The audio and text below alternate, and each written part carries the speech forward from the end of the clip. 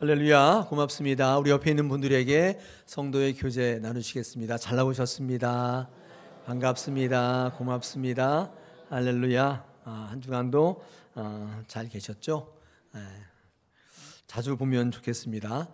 우리 지난 한 주간 특별 새벽 기도회로 인하여 새벽 기도 안 나오신 분들도 많이 나오셔서 같이 은혜를 나누었습니다. 저도 굉장히 많이 준비하면서 은혜가 되었고 하나님께서 합력해서 선을 이루시는 귀한 시간이었는 줄로 믿습니다. 오늘 6월 마지막 주가 되었습니다. 풍성한 열매를 맺으면 어떻게 해야 할까? 그런 주제를 가지고 6월 한 달 동안 말씀으로 하나님께서 여러분을 만나고 계시는데 여러분 안에 은혜가 넘치시기를 축복합니다. 그래서 마지막에 열매 많이 가지시고 맺으시고 하나님을 만나면 참 좋겠습니다. 그런 귀한 인생 되시길 또한 축복합니다. 자, 은혜를 열매를 맺으려면 네 가지가 필요하다고 했는데 첫째는 토양, 두 번째는 씨앗, 세 번째는 농부의 수고, 넷째는 기후, 날씨. 이 날씨를 다른 말로 하면 하나님의 은혜입니다. 하나님의 은혜는 하나님의 도우심이고 또 하나님의 개입하심입니다. 이 농부의 수고와 함께 풍성한 수확을 기대하려면 결정적으로 하나님의 은혜가 있어야 합니다. 하나님께서 좋은 날씨를 주셔야 되기 때문에 하나님이 전권적으로 개입하시고 또 도우셔야 하는 것입니다.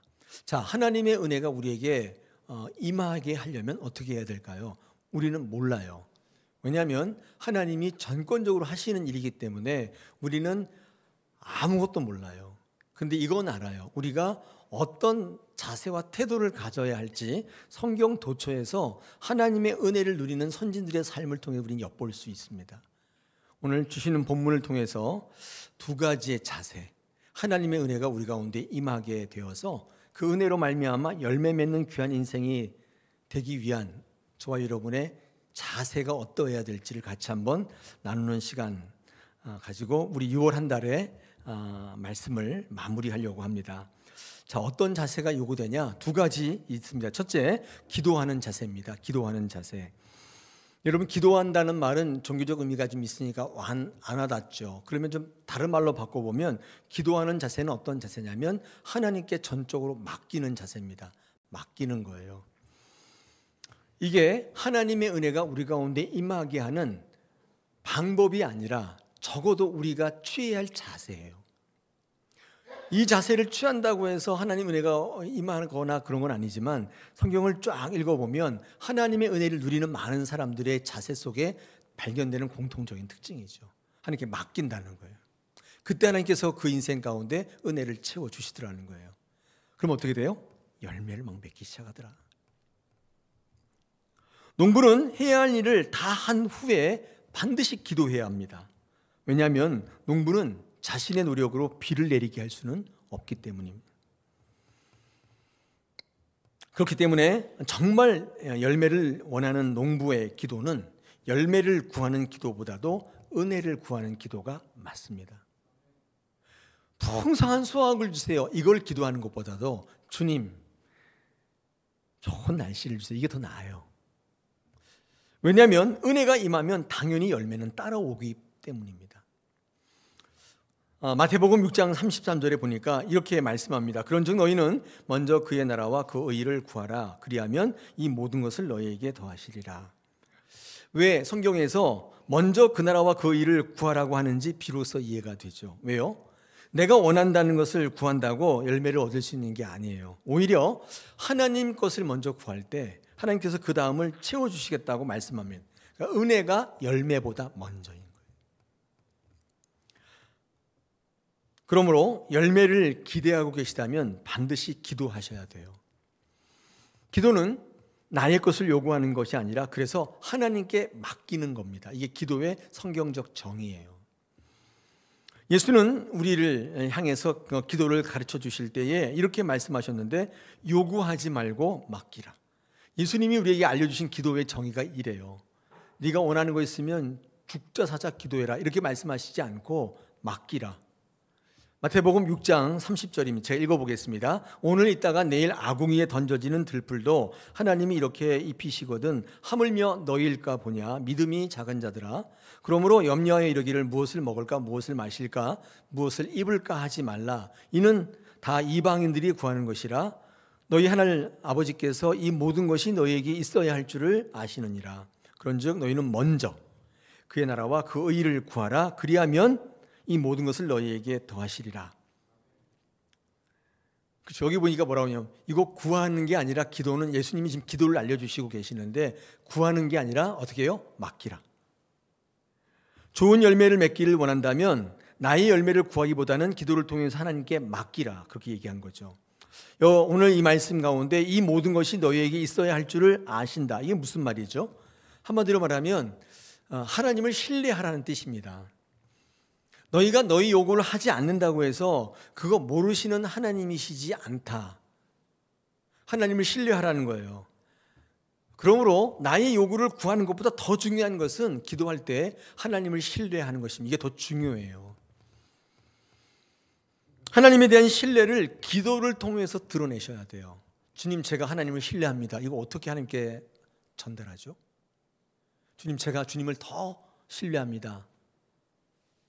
나보다, 세상보다 더 신뢰합니다. 이걸 어떻게 드러내죠? 주님, 신뢰합니다. 이렇게 하면 되나요? 어떻게 하면 되죠? 기도로. 어떻게? 먼저 그 나라와 그 일을 구함으로. 이게 여러분이 하나님 앞에 드러내는 하나님의 신뢰의 가장 좋은 방법이에요. 기도하는 거. 그러니까 우리가 하나님을 더 신뢰한다고 얘기할 때 그때 하나님의 은혜가 우리에게 임하는 가능성이 커지는 거예요. 제가 이렇게 쭉 이렇게 성경을 읽어보니까 그런 선진들이 굉장히 많아요. 하나님의 은혜가 풍성했던, 하나님의 은혜가 늘 이끌었던 믿음의 선진들 보면 다 하나님을 신뢰했던 사람들이. 여러분, 이런 성경적 요구, 기도를 통한 성경적 요구는 별거 아닌 것처럼 여기지만 매우 중요한 신앙의 원리가 됩니다. 무시하시면 안 돼요. 기도 그거 뭐 형편대로 하는 거죠. 시간 되면 하는 거고 아니면 마는 거지. 뭐 그걸 그렇게 꼭 그렇게 얘기하십니까? 얘기할 수 있는데 그렇지 않아요. 그러니까 은혜가 내게 임하게 하는 임하는 그런 사람들의 특징들을 이렇게 살펴보니까 그렇더라는 거예요. 하나님을 신뢰하더라는 거예요. 그래서 소개합니다. 여러분도 하나님 신뢰하시기를 축복합니다. 기도의 가장 중요한 속성은 그래서 간절함이나 끈질김이 아니라 하나님에 대한 신뢰예요. 이게 굉장히 중요한 요소예요. 이와 같은 하나님에 대한 신뢰는 하나님이 긍휼히 여기심, 하나님의 은혜가 우리의 삶에 드러나게 하는 중요한 통로가 되더라는 것입니다. 우리 겟세마네 동산에서 예수님의 기도에서 배울 수 있습니다. 마태복음 26장 한번 제가 읽어보겠습니다. 조금 나가사 얼굴을 땅에 대시고 엎드려 기도하여 이르시되 내 아버지여 만일 할만하시거든 이 잔을 내게서 지나가게 하옵소서. 그러나 나의 원대로 마옵시고 아버지의 원대로 하옵소서. 이에 말씀하시되 내 마음이 매우 고민하여 죽게 되었으니 너희는 여기 머물러 나와 함께 깨어 있으라 하시고 조금 나가서 얼굴을 땅에 대시고 엎드려 기도하시니 이렇게 말씀합니다. 여러분, 이 기도에서 예수님의 절박함이나 간절함이 느껴지시죠? 절박하세요. 간절하시는 게 느껴져요. 근데 중요한 건 뭐냐면 예수님의 그 절박함이나 간절함이 하나님에 대한 전적인 신뢰보다는 앞서지 않습니다. 마지막에 뭐라고 말씀하세요? 나의 원대로 하지 말고 아버지의 뜻대로 하옵소서. 너무 간절했는데 너무 절박했지만 그렇다고 그것이 하나님에 대한 것을 다 앞질러 가진 않아요. 그러므로 예수님의 모든 능력은 바로 이 하나님에 대한 신뢰에서부터 시작하고 있습니다. 예수님께서 어떤 능력을 행하실 때 그것은 하나님을 신뢰했기 때문에 하나님이 부어주신 은혜였던 거예요. 그러므로 가장 좋은 것 주실 줄로 믿고 염려하지 말고 걱정하지 말고 맡기셔야 돼요. 나의 필요보다 하나님의 은혜를 구하는 신앙을 이어가시길 축복합니다. 기도가 그런 거래요. 열매를 구하는 게 아니라 은혜를 구하는 것이다.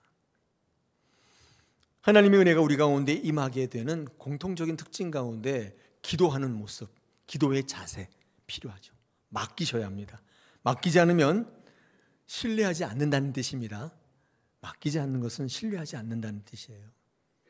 나보다 더 나은 존재에게 맡기죠. 여러분 주식 같은 거 할 때, 투자 같은 거 할 때 여러분이 직접 하시는 분도 있지만 대부분 다 어떻게 위탁하잖아요. 왜 그분 나보다 낫다고 생각하니까 그런 거죠. 나는 아무것도 모르지만 그 사람은 전문가이기 때문에 잘 알고 그냥 맡기는 거예요. 맡기지 않는다면 신뢰하지 않는다. 거의 같은 얘기죠. 여러분 맡기실 때 하나님께서 여러분에게 하나님의 은혜를 부어주실 줄로 믿습니다. 자, 두 번째 우리의 자세가 요구되는데 오늘 성경 본문을 통하니까 보니까 순종하는 자세를 우리에게 요구하십니다. 하나님께서 우리에게 은혜를 주실 때 우리에게 이 자세를 요구한다는 것이죠. 하나님께서 우리에게 부어주시는 은혜의 실체에 대해서 오늘 14절이 이야기하고 있습니다. 한번 14절을 같이 읽어보겠습니다. 준비 시작. 여호와께서 너희의 땅에 이른 비 늦은 비를 적당한 때에 내리시리니 너희가 곡식과 포도주와 기름을 얻을 것이요. 아멘. 이게요, 하나님 우리에게 주시는 은혜의 실체예요. 실제적인 모습. 어떻게 주시냐면 하나님의 방법대로 하나님의 때에 따라 주신다고 되어 있습니다. 자, 먼저 한번 순서대로 한번 같이 묵상해 보겠습니다. 하나님 우리에게 어떻게 은혜를 주시냐면 하나님의 방법에 따라 주십니다. 하나님의 방법에 따라 주시고 또 하나님의 때에 따라 주신 은혜를 주신다는 거예요. 그러니까 여러분 방법과 하나님의 때에 대해서 순종하셔야 돼요. 결국 신앙은 이 문제인 것 같아요. 하나님의 방법과 때에 내가 순종하느냐 아니면 내 방법대로 할 건가, 내가 원하는 때에 할 건가, 이 두 문제가 충돌하는 게 신앙일 수밖에 없습니다. 하나님께서 뭐라고 하세요? 내 방법이 있다, 내가 다 계획한 때가 있다, 순종해 보겠냐? 이렇게 물으시는 거예요. 사실은 하나님의 은혜의 방법, 그 늦은 비 이른 비라고 되어 있습니다. 그러니까 비로 나타나는 거예요. 하나님께서 우리에게 은혜를 주실 때 은혜의 단비를 부어주시는 거예요. 열매를 맺게 하실 때 하나님은 은혜를 통해서 주시는데 비를 내려주신다 이렇게 말씀하죠. 농부에 대해서는 그렇게 얘기하는 거죠. 농부가 당연히 농사를 지으려면 비가 필요하잖아요. 그러니까 비가 내리는 것은 그에게 은혜잖아요. 은혜는 비로 임하는 거죠. 요즘에 저수지나 관계시설을 통해서 물을 이제 농사할 때 조달하지 않습니까? 그런데 저수지나 관계시설도 물을 담아놓는 기술이지 물을 만드는 기술이 아니에요. 그것도 비가 안 오면 아무짝에 쓸모없어요. 아니 비가 와야 담아놓죠. 비가 안 오는데 뭘 담아요? 다 바짝바짝 말라있는데. 결과적으로 보면 그래서 모든 농사는 천수답이에요. 비를 바라볼 수밖에 없는 거예요. 수확을 기대하는 농부에게 있어서는 없어서는 안 되는 절대적인 요소가 바로 이 비입니다. 비가 와야 돼요. 비가. 하나님께서 그 농부에게 어떻게 은혜를 주시냐면 이른 비, 늦은 비를 부어주시는 거예요. 자, 근데 한번 생각해 봐요. 우리는 농부 아니잖아요. 하나님께서 우리를 어떻게 은혜를 부어주시냐면 비를 좀 안 와닿죠. 이런 비를 우리의 쪽에서 우리에게 관점으로 바꿔보면 비를 어떻게 바꿀 수 있냐면 바라봄입니다. 바라보는 거예요. 하나님을 바라보는 거. 이게 비예요. 우리는 농사 안 지니까 매일 비 오나 바라보지는 않잖아요. 그냥 하나님을 바라보는 거예요. 무슨 말이냐면 하나님을 바라보는 자가 은혜를 얻게 되는 것입니다. 하나님의 방법이 비를 내리는 거라니까요. 여러분에게 은혜를 주신 하나님의 방법은 무조건 하나님을 바라보는 것을 통해서. 하나님을 안 바라보면, 세상 바라보고 사람 바라보면 하나님의 은혜는 당연히 없겠죠. 비는요 하나님 바라보게 하려고 주시는 건데 우리 16절 17절 제가 읽어보겠습니다. 오늘 본문 16, 17절입니다. 너희는 스스로 삼가라. 두렵건대 마음이 미혹하여 돌이켜 다른 신들을 섬기며 그것에게 절함으로 여호와께서 너희에게 진노하사 하늘을 닫아 비를 내리지 아니하여 땅이 소산을 내지 않게 하심으로 너희가 여호와께서 주신 아름다운 땅에서 속히 멸망할까 하더라. 이렇게 말합니다. 이게 무슨 말이냐면 하나님께서 왜 이렇게 했냐면 다른 걸 바라보니까 하늘을 닫아버렸어요. 그러니까 비 달라고 계속 하늘을 쳐다보는. 반대로 얘기하면 하나님 바라보면 비를 주시는 거예요. 근데 어디를 보면? 딴 데 자꾸 쳐다보면, 세상 바라보고 사람 바라보고 뭐 다른 거 자꾸 바라보면 그게 되는 것처럼 보이지만 그게 아니라 하나님을 바라볼 때 비를 주신다. 다른 데 바라보면 어떻게 하늘을 닫아버리신다. 그래서 그 인생은 어떤 인생이에요? 항상 망할까 염려하는 인생이 되는 거예요. 그러므로 농부에게 비를 주어서 하나님께서 은혜를 주시듯이 우리 성도들에게 은혜를 주시는 방법은 하나님을 바라보게 하신다. 하나님을 바라볼 때 은혜를 주신다는 뜻입니다. 여러분, 열매를 기대한다면 내가 하려고 하지 말고 하나님을 바라보시기를 축복합니다. 내가 하지 말라는 의미는 아무것도 하지 않는다는 뜻이 아니라 내가 능력이 있고 경험도 있고 돈도 있지만은 내가 주체가 되지 않겠다는 결단이 내가 하지 않는다는 뜻입니다. 많은 분들이 내가 하지 않는다니까 아무것도 안 합니다. 저는 그런 건 줄 아시는데 그게 아니라 어떤 일을 함에 있어서 내가 수고하죠. 근데 내가 주인 되지 않겠다. 내가 결정권자가 되지 않겠다. 내가 주체가 되지 않겠다. 그 뜻입니다. 할렐루야.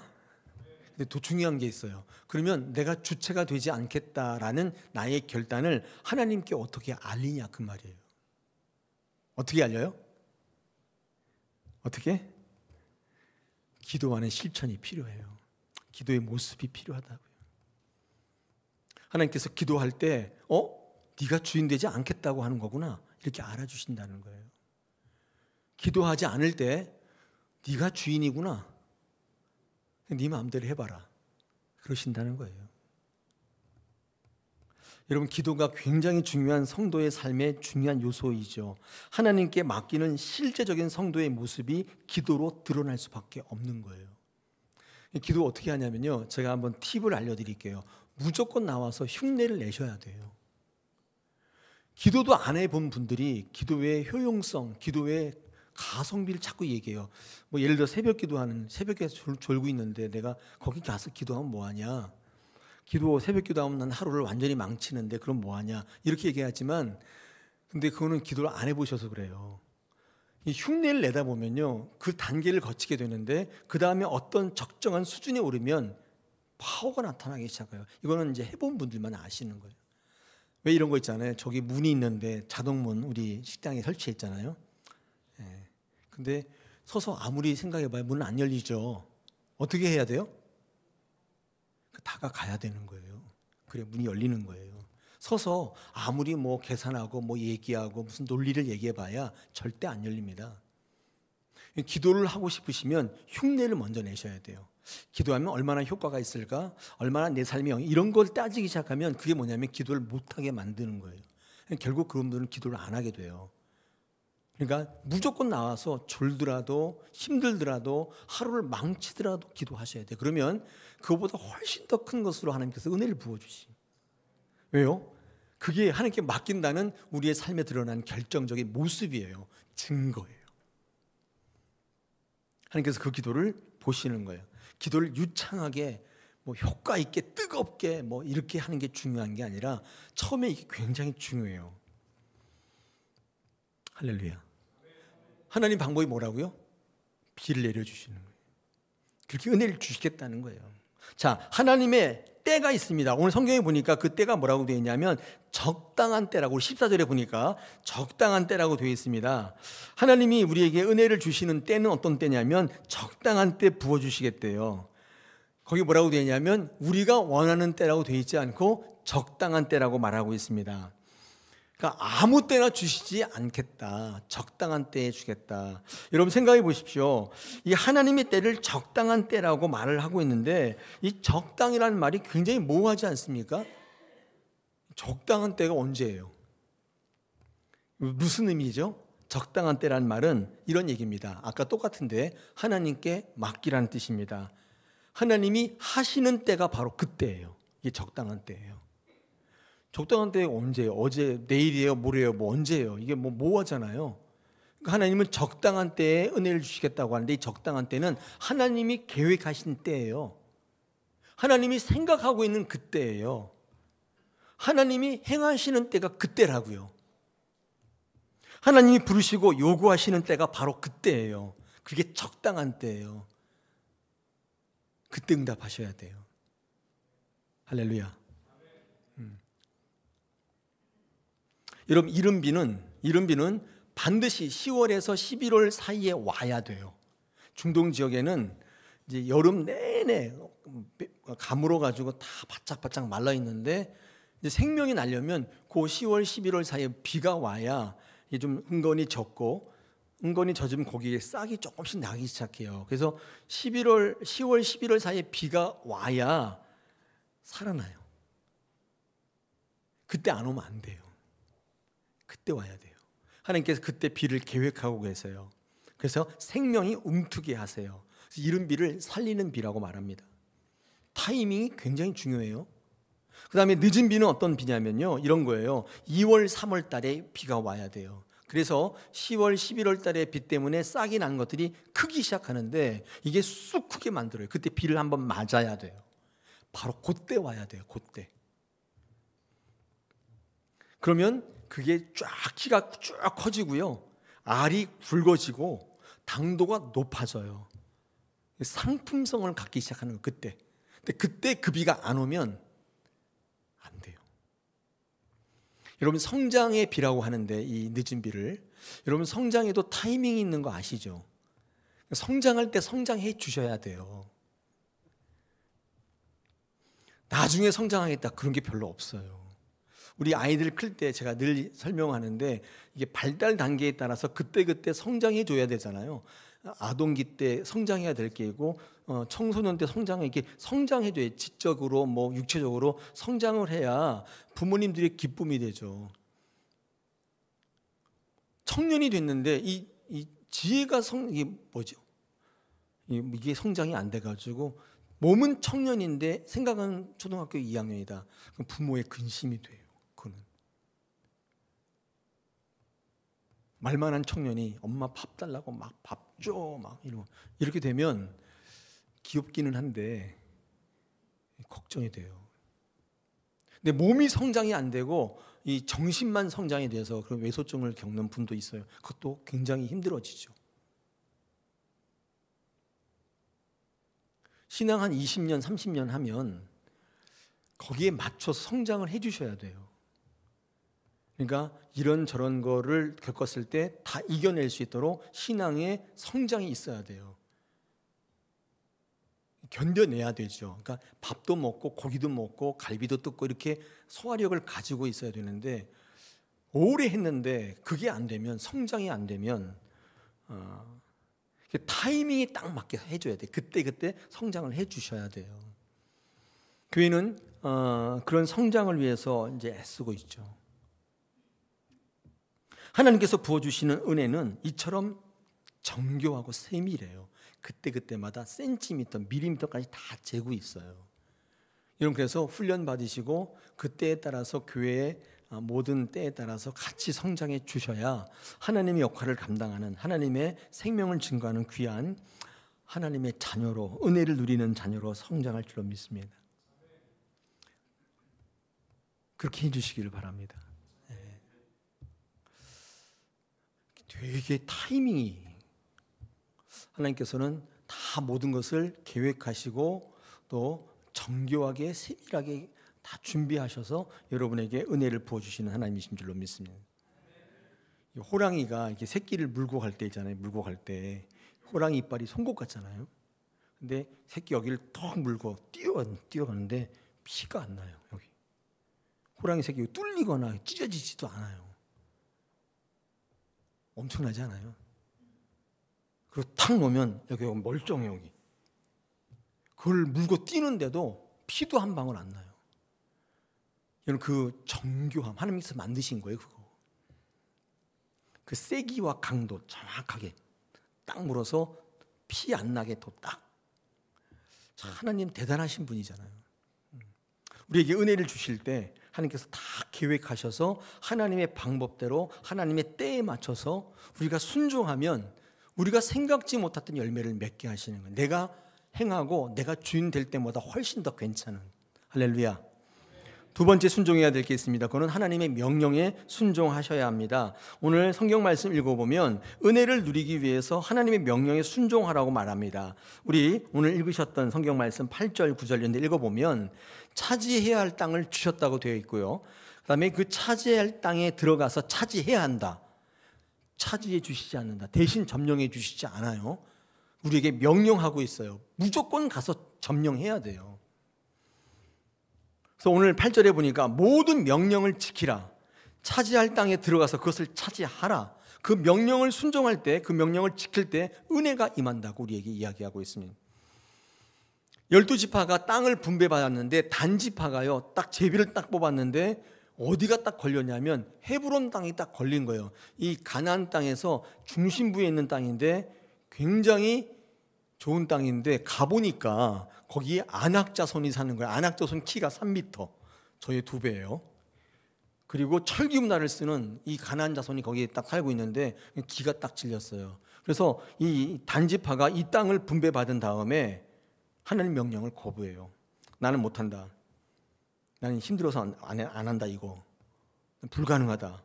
그리고 도망가요. 북쪽으로 도망가가지고 공짜로 먹을 만한 땅이 없는지 기웃대요. 여러분, 그러다가 우상 숭배하는 지파가 돼요. 북이스라엘을 세울 때 금송아지 우상을 세우는 단지파의 핵심 역할을 해요. 여러분, 그 헤브론 지역은 아낙 자손이 살고 있어서 점령하기는 힘들지만 굉장히 좋은 땅이에요. 어떻게 알아요?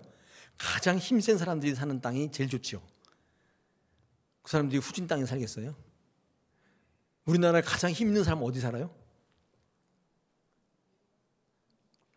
신정동에. 왜 강남이라고 얘기하세요? 네, 여기 살잖아요. 가장 힘 있는 아낙자손이 거기 살고 있습니다. 거기가 노른자예요. 하나님께서 단지파에게 그걸 주려고 처음부터 계획하신 거예요. 거부했어요. 이유가 뭐예요? 힘들대요. 나 안 하겠대요. 그래서 그 헤브론을 누가 점령하냐면 갈렙이 정복합니다. 이 산지를 내게 주소서. 하나님의 은혜는 주신 사명을 감당하자고 자원하는 사람, 선봉에 서는 사람에게 임한다는 사실을 우리는 알 수 있습니다. 오늘 13절에 보니까 내가 오늘 너희에게 명하는 내 명령을 너희가 만일 청종하고 너희 하나님 여호와를 사랑하여 마음을 다하고 뜻을 다하여 섬기면, 이것도 뭐예요? 이른 비 늦은 비의 하나님의 은혜도 하나님의 명령을 순종할 때 임한다는 사실을 우리에게 말씀하고 있습니다. 할렐루야. 네. 자, 이제 마지막 하나를 남겨놓고 있는데, 그렇다면 이 순종할 때 어떤 하나님의 은혜가 우리에게 임하시는가를 마무리하겠습니다. 한 달의 설교를 다 마무리하겠습니다. 순종할 때, 지금 순종을 하나님의 방법과 때에 하나님 명령에 순종하라고 말씀하셨는데, 그렇게 순종하면 어떤 은혜가, 어떤 능력이 우리에게 임하시는가입니다. 여러분, 농사를 짓는 방법이 두 가지가 있는데 오늘 성경 말씀에 보면 두 가지가 나와 있습니다. 우리 10절 같은 데 보니까 뭐라고 되어 있냐면 이게 애굽 땅에서 너희가 농사하는 방법이었다는 거예요. 이게 어떤 방법이냐면 이렇게 저수지나 이렇게 물을 가둬놓고 수차를 밟아가지고 수로에 있는 물을 끌어들여서 농사를 짓는 방법이에요. 이거 굉장히 과학기술처럼 보이지만 여러분, 이거는 좋은 방법이 아니에요. 농사, 애굽 지역에서 짓는 방법이에요. 이게 어떤 방법이냐면 자신의 방법으로, 자신의 실력으로, 자신의 노력으로 살아가는 땅이에요. 이런 땅은요, 비 딱 그치면 끝이에요. 그냥 아무리 뭐 지혜가 있어도 필요 없어요. 관계수로 멋지게 만들어 놔봐야 소용없다고요. 이런 땅은 지혜는 있는데 항상 한계가 있는 땅이에요. 그러니까 농사를 지을 때 불순종하는 땅은 이래요. 여러분, 불순종했다고 해서 농사를 못 짓는다는 얘기가 아니에요. 한계가 반드시 있어요. 한계에 거쳐 살아가는 거예요. 그런데 여러분, 순종하는 농사는 어떠냐? 수차를 힘들게 돌릴 필요가 없어요. 왜냐하면 하나님께서 물을 공급해 주시는데 끊임없이 공급해 주시겠다. 여러분, 11절 같은데 11절 보니까 어떻게 해요? 산과 골짜기가 있어서 비를 내리는 흡수하는 땅이래요. 그래서 이 땅이 비를 품고 있어요. 더 은혜로운 거 12절 같이 한번 읽겠습니다. 준비 시작. 내 하나님 여호와께서 돌보아 주시는 땅이라 연초부터 연말까지 내 하나님 여호와의 눈이 항상 그 위에 있느니라. 끝내주는 거죠. 그냥 눈이 그 위에 턱 있어요. 이렇게. 그래서 물이 떨어지면 하나님께서 물을 계속 막 부어줘요. 순종하는 인생은, 그들의 행사는, 그들의 농사는 하늘에서 내리는 비를 흡수하는 인생이라고 말합니다. 수차를 돌릴 필요가 없어요. 인간의 과학이나 지혜나 경험이 아닌 하나님께서 돌봐주시는 땅으로 살아가게 하시겠다고 말해요. 눈이 항상 그 위에 있게 하시겠다. 저는 이런 축복을 들은 적이 없어요. 제가 좋아하는 시편 121편 보여주세요. 여기 보니까 뭐라고 되어 있습니까? 내가 산을 향하여 눈을 들리라. 나의 도움이 어디서 올까? 나의 도움은 천지를 지으신 여호와에게서로다. 여호와께서 너를 실족하지 않게 하시며 너를 지키시는 이는 졸지 아니하시로다. 이스라엘을 지키는 이는 주무시지도 않는다. 참 잠이 없어요. 그 뜻이 아니라 나는 너에게 눈을 떼지 않겠다는 뜻이에요. 아니, 졸거나 자야 눈을 감죠. 눈을 딱 뜨고 있어서 보고 있다. 무슨 말이에요? 내게 일어나는 모든 일들은 하나님이 허락하셔야만 일어나는 일들이에요. 불행이나 행운이나 다 마찬가지예요. 하나님이 허락하지 않으면 일어나지 않는 일들이에요. 하나님이 실수로 눈을 깜빡였다가 일어나는 일들이 아니란 말이에요. 그러므로 하나님의 은혜가 늘 임하고 있어요. 하나님이 늘 관여하고 개입하시는 인생이란 말이에요. 제한이 없습니다. 무제한이에요. 끊임없이 생명이 부어져요. 한계가 없어요. 한계에 시달리지 않아요. 어떤 것도 그들을 무너뜨릴 수가 없다는 것입니다. 끝내주죠? 안 끝내줘요? 왜 대답이 없어요? 여기까지 하겠습니다. 6월 5주 하나님의 열매 어떻게 하면 맺을 수 있을까 고민하고 성경 보고 또 우리 성도들의 삶 속에 어떻게 임하면 이게 실제화 될 수 있을까 늘 고민하며 기도하며 말씀을 준비했는데, 여러분 이 5번의 설교를 통해서 하나님께서 부어주시는 은혜를 누리시고 열매를 많이 맺는 인생 되시기를 축복합니다. 그래서 주님 앞에 섰을 때 칭찬받고 잘했다 박수 받는 여러분 되시길 축복합니다.